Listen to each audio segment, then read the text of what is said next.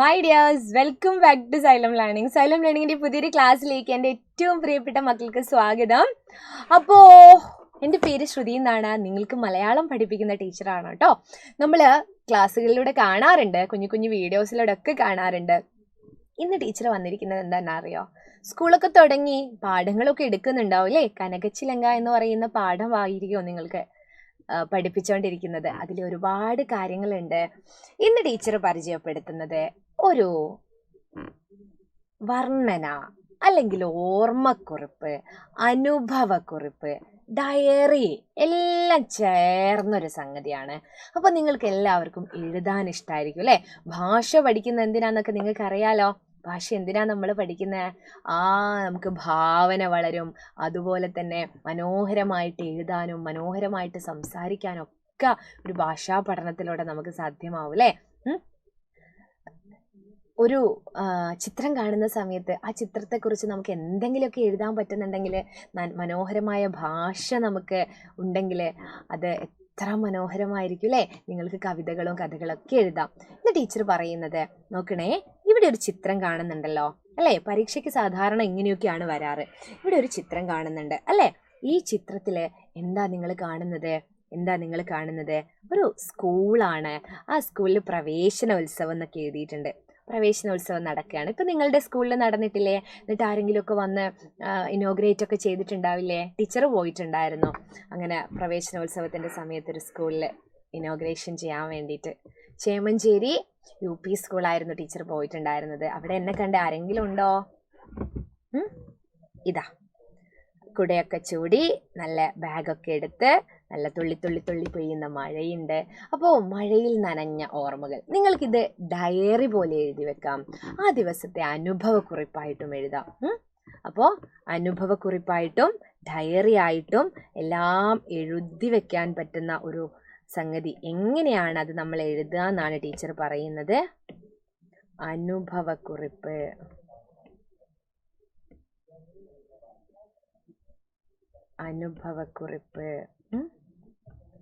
പിന്നെ ഒന്ന് ഡയറിക്കുറിപ്പ്. ആ ദിവസത്തെക്കുറിച്ച് ഇന്നത്തെ ദിവസം ഇങ്ങനെയായിരുന്നു എന്നൊക്കെ പറഞ്ഞ് എഴുതുന്ന സമയത്ത് ഡയറി കുറിപ്പാണെങ്കിൽ അതിന് ഡേറ്റ് വേണം. ഡയറി കുറിപ്പാണെങ്കിൽ നമ്മൾ എന്തെഴുതണം? അത് തീയതി എഴുതൂ അല്ലേ? ആ ദിവസത്തിൻ്റെ പ്രത്യേകത ഇന്നതായിരുന്നു എന്നുള്ളത്, അല്ലെങ്കിൽ ആ ദിവസം ഏതാണ് എന്ന് നമ്മൾ എഴുതും ഡയറിക്കുറിപ്പിൽ. അനുഭവക്കുറിപ്പിൽ നമുക്ക് എന്ത് വേണമെന്നില്ല, ദിവസം ഏതാണെന്ന് എഴുതണമെന്നില്ല. അപ്പോൾ ഈ ചിത്രമൊക്കെ നോക്കിയിട്ട് നിങ്ങളുടെ ആ ഒരു ഓർമ്മ നിങ്ങൾ എഴുതുന്നത് പോലെ ടീച്ചറുടേതായ രീതിയിൽ ടീച്ചർ ഒന്ന് പറഞ്ഞു തരാം. നോക്കണേ. പുത്തനുടുപ്പും പുതിയ കുടയും ബാഗുമായി സന്തോഷത്തോടെ സ്കൂളിലെത്തിയ ദിവസം മറക്കാൻ പറ്റില്ല.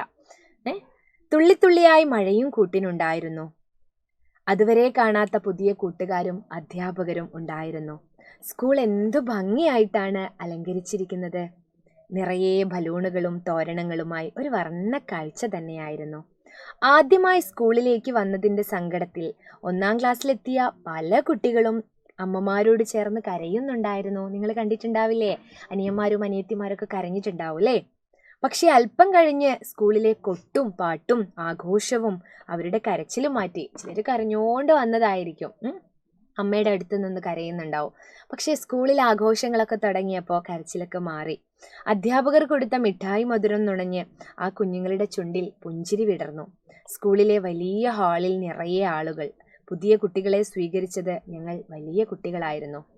TV-യിൽ പാട്ടുപാടുന്ന ഒരു ചേട്ടനും അവരുടെ ടീമും തകർത്തു പാട്ടുപാടിയപ്പോൾ എല്ലാവരും ആവേശത്തിലായി. എവിടെയെങ്കിലും TV-യിൽ ചാനലിലൊക്കെ പാട്ടുപാടുന്ന ആളുകളൊക്കെ ചിലപ്പോൾ നിങ്ങളുടെ പരിപാടിക്ക് വന്ന് പാടിയിട്ടുണ്ടാവും അല്ലേ? അപ്പോൾ നിങ്ങളെല്ലാവരും ഹാപ്പി ആയിട്ടുണ്ടാവും. അല്ലെങ്കിൽ ഏതെങ്കിലും സാഹിത്യകാരന്മാരായിരിക്കും പാട്ടൊക്കെ പാടി നിങ്ങളെ സ്വീകരിക്കുന്ന ആളുകൾ. കുട്ടികൾക്കൊപ്പം അധ്യാപകരും രക്ഷിതാക്കളും പാട്ടിനൊപ്പം ചുവടുവെച്ചു. കുട്ടികളുടെ വിവിധ കലാപരിപാടികളും ആ ദിവസത്തിൻ്റെ മാറ്റുകൂട്ടി. നിറഞ്ഞു പെയ്യുന്ന മഴയുള്ള ആ ദിവസം എനിക്കൊരിക്കലും മറക്കാൻ കഴിയില്ല അല്ലേ? ആ ദിവസത്തെക്കുറിച്ച് ഒരിക്കലും മറക്കാൻ കഴിയില്ല. ഇത് നിങ്ങൾക്കൊരു ഡയറി പോലെ എഴുതി വെക്കാം, ഇങ്ങനെ സംഭവിച്ചത്. പിന്നെ അനുഭവക്കുറിപ്പ്. ഡയറി ആണെങ്കിൽ എന്ത് വേണം? ഡയറി ആണെങ്കിൽ മാത്രം ഇവിടെ തീയതി എഴുതണം. തീയതി അല്ലേ? ഇന്നത്തെയാ ഡേറ്റ്? ഇന്നത്തെ ദിവസമാണെങ്കിൽ, അല്ലെങ്കിൽ ജൂൺ 2-നല്ലായിരുന്നു സ്കൂൾ തുറന്നത്. അപ്പോൾ ജൂൺ 2 ആണെങ്കിൽ ജൂൺ 2 അല്ലേ? ഏത് ദിവസമാണെങ്കിൽ അങ്ങനെ. അപ്പോൾ ഡയറി എഴുതുമ്പോൾ നമ്മൾ തീയതിയും കൂടി എഴുതും. ഇത് മനസ്സിലായല്ലോ എല്ലാവർക്കും? അപ്പോൾ മക്കളെല്ലാവരും ഹാപ്പി ആയിട്ടിരിക്കുക. ഇത്തരം ചോദ്യങ്ങളും അല്ലെങ്കിൽ ഇത്തരത്തിലുള്ള ഭാഷയെ മനസ്സിലാക്കാനുള്ള ചോദ്യങ്ങളൊക്കെ ആയിട്ട് ടീച്ചർ വരും. അപ്പോൾ ടീച്ചർക്ക് വേണമെങ്കിൽ എഴുതായിരുന്നു സാധാരണ പോലെ എന്ത്, പുത്തൻ ഉടുപ്പും പുതിയ കുടയും ബാഗുമായി സന്തോഷത്തോടെ സ്കൂളിലെത്തി എന്ന് പറയുന്നതിന് പകരം കുടയും ബാഗുമായി സ്കൂളിൽ പോയി, അമ്മയുടെ കൂടെ സ്കൂളിൽ പോയി എന്ന് എഴുതായിരുന്നു. പക്ഷെ അതിലും ഭംഗിയായിട്ട് പുത്തനുടുപ്പും പുതിയ കുടയും ബാഗുമായി സന്തോഷത്തോടെ സ്കൂളിലെത്തിയ ദിവസം അല്ലേ?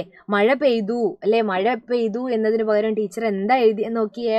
തുള്ളിത്തുള്ളിയായി മഴയും കൂട്ടിനുണ്ടായിരുന്നു, തുള്ളിത്തുള്ളിയായി മഴയും കൂട്ടിനുണ്ടായിരുന്നു അല്ലേ? അപ്പോൾ നമ്മൾ എഴുതുന്ന സമയത്ത് ഇത്തരത്തിലുള്ള കാര്യങ്ങളൊക്കെ എന്ത് ചെയ്യുക? ശ്രദ്ധിക്കുക.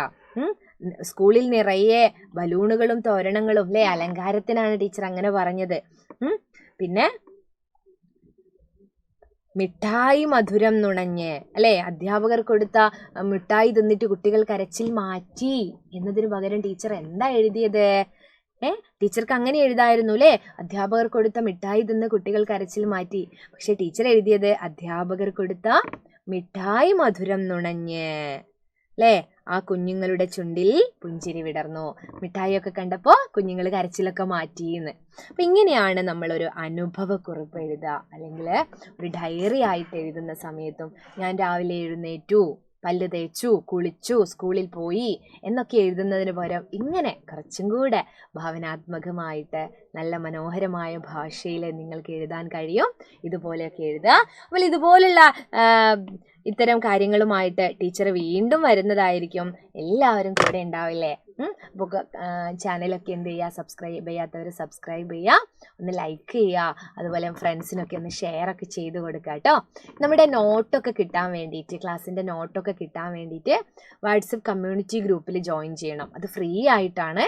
അപ്പോൾ മക്കൾ എന്ത് ചെയ്യണം എന്നറിയോ? ഇതാ ഫസ്റ്റ് കമൻ്റ് ആയിട്ട് പിൻ ചെയ്ത് വെച്ചിട്ടുള്ളിടത്ത് ഫോർ മോർ നോട്ട്സ് എന്നൊക്കെ പറഞ്ഞിട്ട്, ഫോർ മോർ ക്ലാസ് നോട്ട്സ് എന്നൊക്കെ പറഞ്ഞ് ഒരു സംഭവമുണ്ട്, ഒരു ലിങ്ക് ഉണ്ട്.